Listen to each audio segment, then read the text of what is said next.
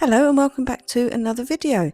In case you were unaware or have been living in a bubble, it's been very hot here in the UK, so I made sure I got out nice and early before it got too hot to have a little look at my allotment in my garden. So just checking on my peas, and then in this bed what I'm trying to do is bring the level of the soil up without having to spend a fortune on compost. So I'm using a lot of grass cuttings to build the bulk up of the bed, and then I'm using some soil from one of the other beds on top. There's Brady, he follows me wherever I go, so he was just laying there waiting for me to finish. And then so what I did as well is I had these two pots that actually didn't have any bottoms on them, so I decided to fill them mainly again with grass cuttings, and then added some soil onto the top and put my patty pans in. And then I also put some in the ground, and I sowed some beetroot seeds and some spring onion seeds. These are the pots there that you can see that I've put my patty pans in. So there's 4 patty pans. Next to that are my courgettes that are not doing very well. They've just not grown at all since putting them in the ground. So I don't know if I left them in the pots too long or what, but they seem to be flowering but just not growing any bigger. The patty pans are doing lovely. My mum started them from seed, and I also started some other seeds off. So I started off some beans, some more peas, and some Swiss chard. So I always start my beans and peas off in pots, even though they can go straight in the ground. You can put them straight out in the ground now, but I find that they do better this way, because sometimes, or most of the time, when I put them straight into the ground, the mice eat the seeds. So by doing it this way, I just can put these up on a shelf. The mice don't eat the seeds, and then they grow nicely, and then I can plant them on. So hopefully by the time these have grown big enough, my peas that are already in the ground would have finished. I did eat some of the peas the other day. There's not loads on this, I'm not going to have enough for like a load of meals, but they are just so nice straight off the plant, straight out the pod. So just use them as little snacks. So yeah, so I'm just going to finish planting these seeds.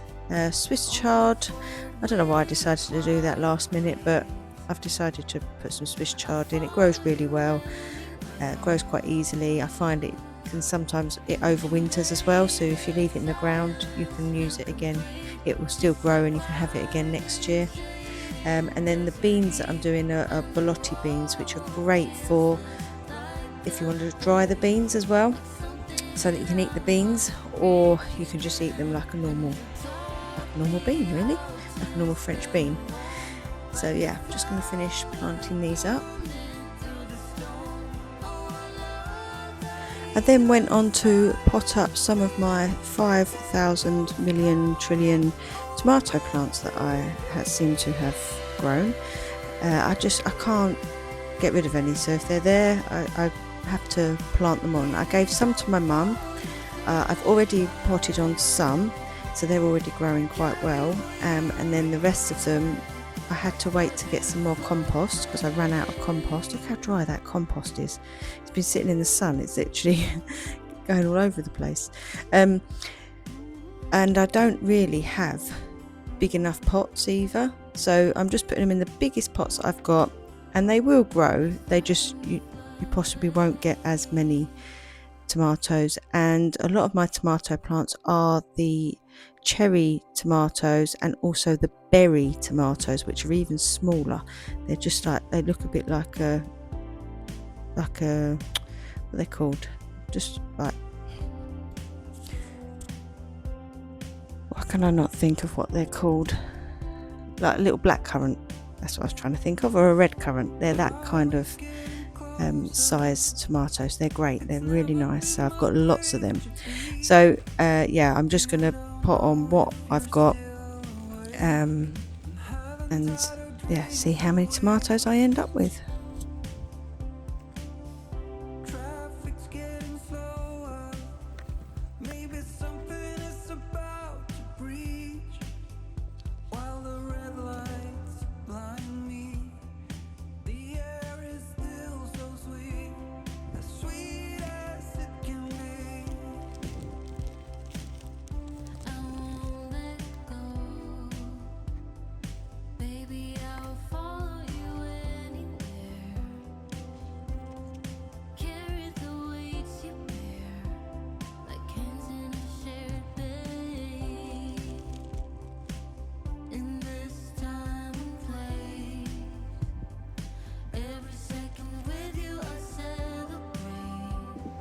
So this is what I'm now calling Tomato Alley. There are even more tomatoes there now, but this is where I have all the ones that I've already potted on. The ones over to the right were potted on earlier. And then I went and had a shower because it, as I have mentioned, it's very hot, and then decided to have my breakfast out in the garden. These matcha latte vanillas are really nice. And then my breakfast was some yogurt and some berries. I think I had raspberries, strawberries and some blueberries, and that is my go-to breakfast at the moment. And because Brady follows me everywhere and it is very hot, as you can see he's already panting, I thought that if I sit out in the garden where there was a breeze, he would come out and join me, and then that would keep him cooler than being in the house. So I got my chair, my little table, bought my book, laid out a blanket for Brady. I took up a drink, which is a Trip magnesium drink, which they're really nice. I like them. And I sat here and read my book, which is a Philippa Ashley book, and I sat and watched the birds. The birds are backwards and forwards all the time. We've got some feeders up, like nut feeders, which the squirrels do like as well. The tree in the middle of the garden there, we have the feeders hanging on there. So I was watching them as well as reading my book. And my chair is a Lafuma chair, which I bought for doing reflexology treatments, but I'm not doing any at the moment, so I thought that I would use it. And it is so good. You just sit in it and then you sort of lay it back, and the position that I'm in now is the most comfortable position. Honestly, you could sleep on this chair. It's so comfortable. I'd highly recommend it. They're not the cheapest things in the world, but they are worth it. They're so comfortable. After sitting in the garden for a while, I noticed that in the tree in front of me there was a little robin sitting there, and then I noticed another robin, and they both had food in their mouth, and I worked out that they actually had a nest right in the middle of this tree here, which is sort of like a dead tree really, and they were backwards and forwards with worms in their mouths. They were very cautious because they were a bit wary of me and Brady sitting there, because we were quite close really, but it was quite interesting to watch them backwards and forwards. I couldn't hear any chicks. I think the nest is quite deep down into the tree, but that's quite exciting.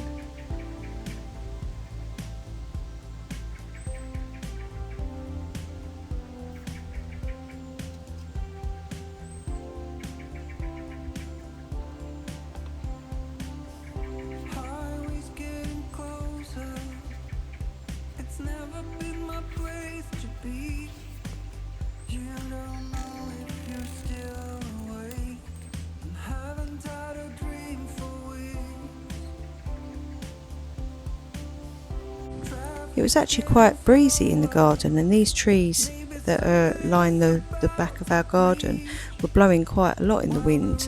However, down where we were, you couldn't feel it as much, and you could a little bit, but not as much as what it looked up there.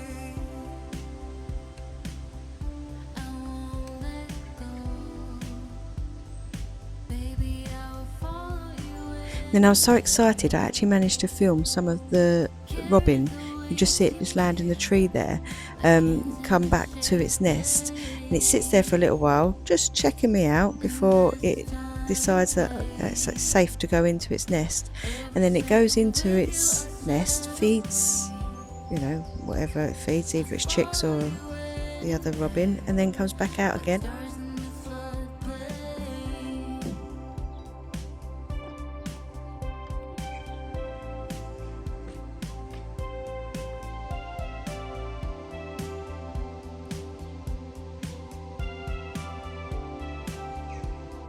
It's now the next day and it is still very hot. We had to open the doors for the car to cool down a bit because it was just so warm in there, and we decided to go to the cinema to hide from the heat. So it's just Lucy and I driving to the cinema. We thought we would have something to eat as well first, so we popped into Nando's because it was nice and air conditioned in there as well. So I had like this sort of salad, and the corn that they have in there in the sauce is so nice. But yeah, this was really nice. It was a little bit spicy for me, but I'm a wimp. And then we Lucy had some chicken and stuff, and then we had some garlic bread and chips as well. Then we went into the cinema. We went to see Toy Story 5, which was really good, and we wanted to have some photos done first.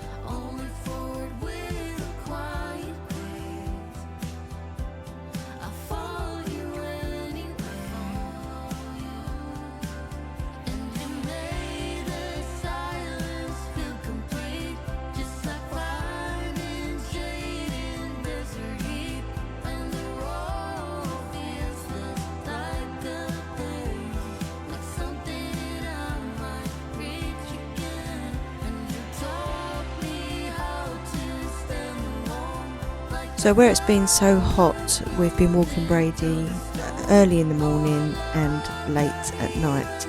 So we've come out this evening at about 8:30, 9 o'clock along the river. There's a great crested grebe there, just sitting in the middle of the water. The skies have been absolutely stunning this last couple of weeks. The sunsets have been amazing. Like some of them have been like such like bright red skies. It's been like phenomenal, really. So we like to come and walk along here because it's nice and quiet, not loads of people. Well, we hardly see anyone really, but also you see barn owls, and I managed to catch just this one, just about, just one little bit of it hunting, and then the moon's out and it's just so peaceful, just so quiet. And then on the walk back, this little muntjac deer was just wandering along. And that's the end of today's video. Hope you enjoyed it. Don't forget to give me a nice comment, and I'll see you all in the next one. Bye.